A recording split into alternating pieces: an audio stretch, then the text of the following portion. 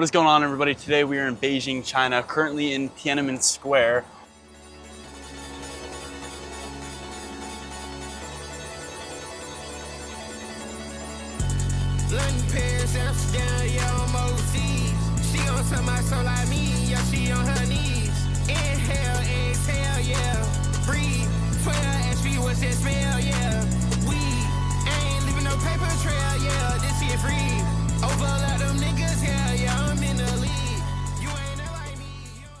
This is the capital of China and like the middle of the capital to my understanding. And I haven't really ever seen what Beijing looks like before, and I'm sure you guys haven't either. So, whoa, holy shit. Who's that? Is that the president? Mao. Oh, wow. Mao? You can see. That's Tiananmen. Yeah, this is my Tiananmen. This side. Wow. Wow. Yeah, this is Tiananmen Square. You can see. Okay. This is great. You can go inside. This is the office of Xi Jinping. This name is Xinhuamen. This name is Xinhuamen. This is President Xi Jinping. His office is here. Is that guy real, standing there in the white? Of course, it's real. The guy in the white? He's got his army. No, that one guy in the white. He hasn't moved a second. He's real. Yeah, oh my God, he's army. real. Yeah. His army is real. Of course Holy he's real. Yeah. shit. Dude, you feel like just lucky to be here. This is Chinese. like the central political zone. And this is, fuck man. It's a lot of feelings. I feel it in my stomach. No, this is not Japan. I've never been to Japan. Japan is from China, you know. Japan is from Tang Dynasty. That picture of Mao is incredible. It shows you how legendary he was. Yes, he's a legend. He's still a legend, you know. Yeah, still lots of people, 1949, right? Yeah. On September 3rd is the 80th anniversary of China beating the fascists in the war. So they have a lot of restrictions here, so we can't actually go inside to the Forbidden City where they have like the wall and have all the temples and everything. So that's why we're driving around right now. But as they were talking about with Mao, the power kind of radiates. Like you can see, like there's so many people here and there's so much respect. They have the people like the armored people like doing this and like going through the regimen of walking around. But it's interesting. It seems that Mao is a legend in China. I read up on him a little bit. It seems like everybody, to my understanding, is a fan of him. The founder of the People's Republic of China, the PRC. We're driving back to look at it again. I'm excited. A Chinese army car. It looks straight like a G-Wagon, and it seems that all of them drive insane cars like that. I mean, that thing looks like one-to-one like a G-Wagon. Then this is Tiananmen Square. They have that man, Mao, they have his body buried under that really tall pillar right there. They have his body buried. It really just shows you how important that guy was to China and creating the PRC. Very different from Shenzhen. There's more culture here. More culture. This is the G-Wagon I was talking about earlier. This green car, all the military vehicles look like they're from that brand. Beijing? Yeah. That's the brand name? Yes, branding and have. Oh wow. This is the back side of the Forbidden City. Really? Yeah, the back door. Oh. Yeah, Wow. Forbidden City. You can see the whole area is Forbidden City. Forbidden City actually very big, far. So the inside and the Tiananmen Gate, this area all Forbidden City. Have lots of that kind of buildings, because the emperor. They will live and his wife and have some service people like all live in the inside together. They like a micro Great War. You know, Great War is a big this kind of war. My Chinese name is To Jeron. I don't know what that means. What is that? To Jeron. Oh, singer? Singer. Alright. Do you want to explain it? Try ask ChatGPT. Yo, this dude Braun gives the best names ever. He will tell you more about it, but we had this guy who came and visited, a photographer. He was bigger and he had darker skin.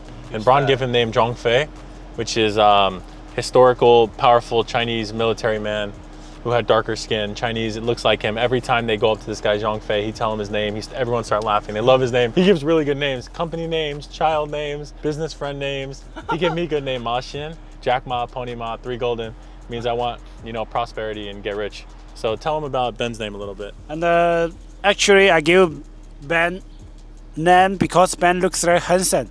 And I think the singer like the Zhou Jielun. Zhou Jielun is a very famous singer from Taiwan, and lots of Chinese people really love his song. And I give him another option. Another name is Zhou Yu, and the name actually is another military general kind of things. But he's also handsome man because his wife very pretty, very pretty. So American fans, which name you want to give Ben? Maybe Zhou Jielun and Zhou Yu.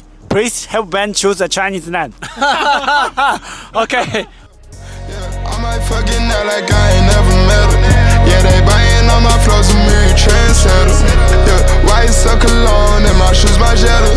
I might fly it to Milan, treat her like she special. 2020 when I couldn't keep my head up. 2022 I finally got some cheddar. Gonna be 2025 and life couldn't be no better. Peanut butter color car, but it seats vanilla. Alright guys, we're here at some sort of temple in Beijing now. I don't know what this area is called, but we have some super cool stuff up there, so I'm excited to check that out. We couldn't go into Tiananmen Gate itself, again, because it's near September 3rd, so they have like the 80th anniversary of like beating Japan in some sort of war. It's a very cool area, and there's a ton of people here, and they all go crazy when they see the camera and they see the cameraman. So I'm really excited to see this. I really want to get a cool ass picture going like this, but I'm really excited to be here because compared to Shenzhen, there's a lot more history here. Shenzhen's only 40 years old. Beijing is 700 years old. So there's a lot more history. And this is also where Mao created his dynasty and really made China the powerhouse that it is today. So I'm excited to, experience this and also show you guys everything that we're about to see. I honestly have no idea what we're about to see. I know there's cool temples up here, but dude, it's really a blessing to be here in China and like to experience this stuff. So what is it? Burn incense. Oh, offer incense. All of them? I don't need that many, right? Gotta. Look at this. No fire on it though. I mean, I'm sure this area just looks fire. This is exactly what I'm looking for. A lot of common respect here. Like I think in a lot of places in America or a lot of places I've traveled, I've been to many different countries. I've been to Iceland, France, Spain, Croatia, Greece, Mexico, but this is probably the only country I've been to where I really feel the respect of everybody around you. I don't know if that makes sense. And I think it's honestly because there's a lot of authority that the government has, but also the people here are just very friendly. There's 1.5 billion of them, and you're gonna notice nobody here is very loud, and that's also why I'm speaking very quietly here. So there's a lot of respect. So it's very interesting. Like in a lot of other countries, I feel that there would be, kids crying, kids goofing around, but here, I mean, you're gonna see most people are just very respectful in the environment. I turn her up to a pack. Her best friend told her she better get back. Okay. Hey, I turn her up to a pack. Her best friend told her she better get back. Say what you mean, be direct. Cash on the road, better keep it a stack. There's only 2 seats in the back. Somebody can't come. I was just joking. Jewish don't do that either. Let's go inside. Ron says this is not God. This is so pretty. Holy shit. I only see stuff like this out of the anime. This is actually unbelievable. Yeah, sure. Yeah, sure.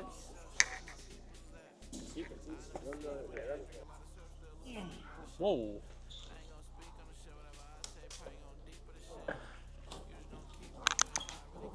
Okay guys, we are here at the second location here.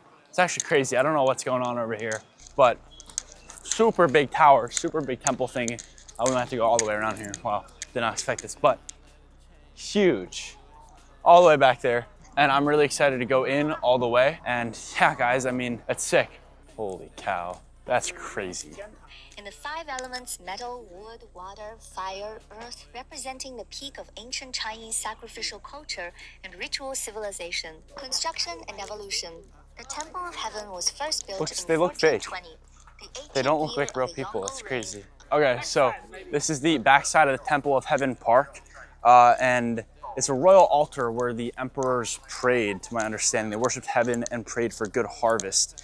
And this was during the Ming and Qing, whatever dynasties, 1300 and 1900.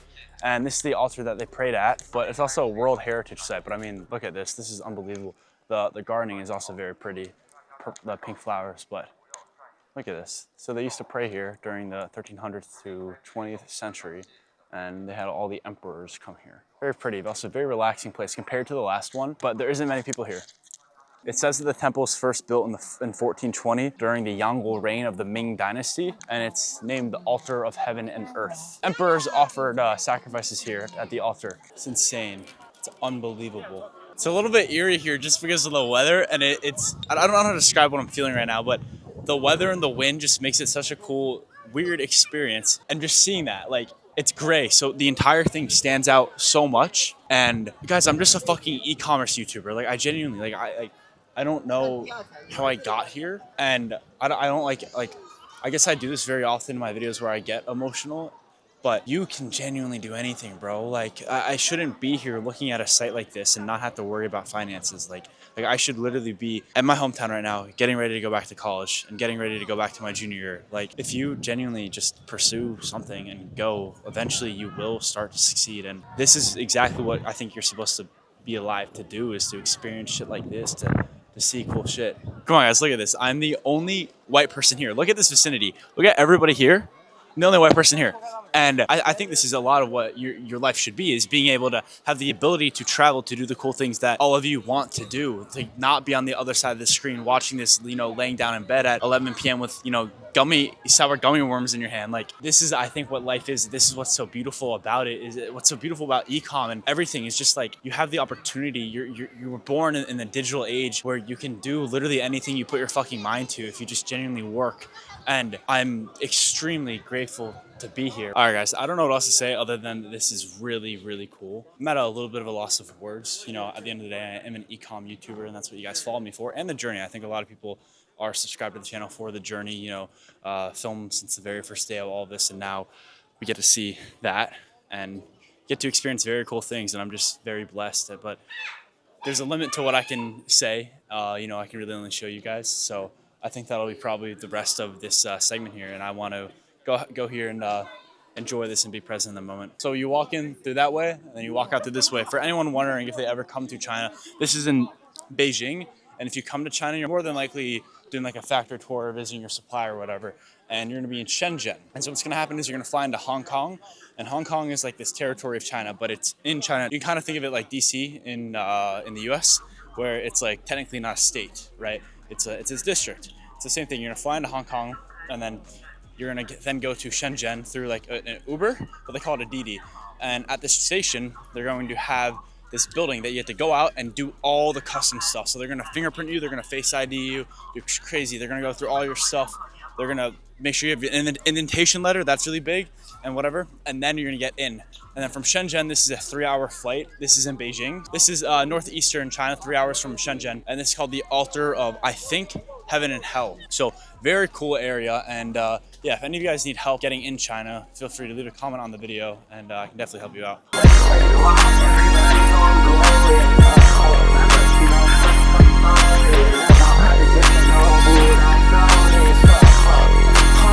What you make you want it love? Okay, the hardest. I swear to God. All right, what's up, everybody? We are done with that little segment of showing the architecture. I wanted to show some cool Chinese cars. So this is actually surprisingly really impressive. It's 200,000 US, but I've seen cars that are as nice as this for way less. Here, come here. Show the inside. It looks like a Brabus, if you guys are familiar with that. It's got the orange interior. It's really pretty. So this one's cool, but the car down here is the one I'm actually most interested in showing. It looks like a supercar, and it's got the coolest thing that I've ever seen of any car, actually. Here, come this way. So if you just want, you hit it. Yo, I'm in here. Come here. I'm gonna put my foot on the brake down here, and when I do that, it closes the door. And then this seat comes forward, the wheel comes forward. It actually looks like a supercar. And these cars are banned in America, to my understanding, not really because they're unsafe or anything, but because they're actually going to destroy the car market. Like, you can find cars that look very similar to this, that are 0 to 60 in 2 seconds, that are less than $100,000, and they're safe too. It's just unbelievable. Like, these cars are really expensive. Like, this is 100K, that's 200K. This one literally turns into a boat. Like, you can drive into the water. But yeah, that's gonna be the end of the Beijing vlog. I hope you guys enjoyed. If you did, please subscribe, like, and all the links will be in the description if you wanna work with us. There will be a type form down below to apply. And yeah, guys, please follow me on Instagram, like the video, subscribe, and I appreciate all of you. Love you. Peace out.